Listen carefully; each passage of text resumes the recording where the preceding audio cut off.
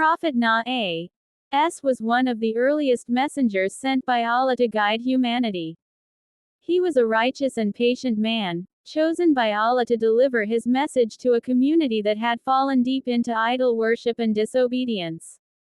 The people of Nuh had abandoned the worship of the one true God and began to worship idols like Wad, Suwa, Yaguth, Ya'uk, and Nasr. Despite their increasing arrogance, Prophet Nuh preached to them tirelessly for 950 years, calling them to turn back to Allah, to abandon false gods, and to live righteously. Day and night, in public and in private, Nuh tried every method of dawah, but the people mocked him, covered their ears, and turned away.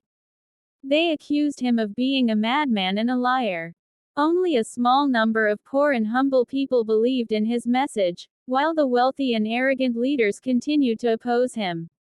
They would say, "You are just a man like us," and refused to believe a messenger could be human. Despite the rejection and ridicule, Nuh remained patient. Eventually, when all efforts seemed in vain, he turned to Allah in deep sorrow and made a heartfelt dua, asking for help against the wrongdoers. Allah responded to his prayer and revealed that none of the disbelievers would believe anymore, even if they witnessed miracles. Allah then commanded Prophet Nuh to build an ark. At that time, there was no sea or river nearby. So when Nuh began building the ark on dry land, people laughed at him even more. They mocked, saying, "Have you become a carpenter now? Or, are you building a ship in the desert?" But Nuh continued his work with full faith in Allah's command. The ark was built according to divine instructions, large enough to carry his followers and pairs of every species of animals. Once the ark was complete, Allah gave Nuh a sign. When water begins to gush from the oven, a tanur, it would mean that the punishment is about to begin. Nuh gathered the believers and pairs of animals onto the ark. Suddenly, the earth burst with water and heavy rain began pouring from the sky. It rained continuously and the fountains of the earth erupted. The water rose rapidly, covering houses, mountains, and everything in sight. It was the Great Flood. The waves were like mountains, and the ark sailed through the water by Allah's mercy. During this, Nuh saw his son, who was among the disbelievers, trying to climb a mountain.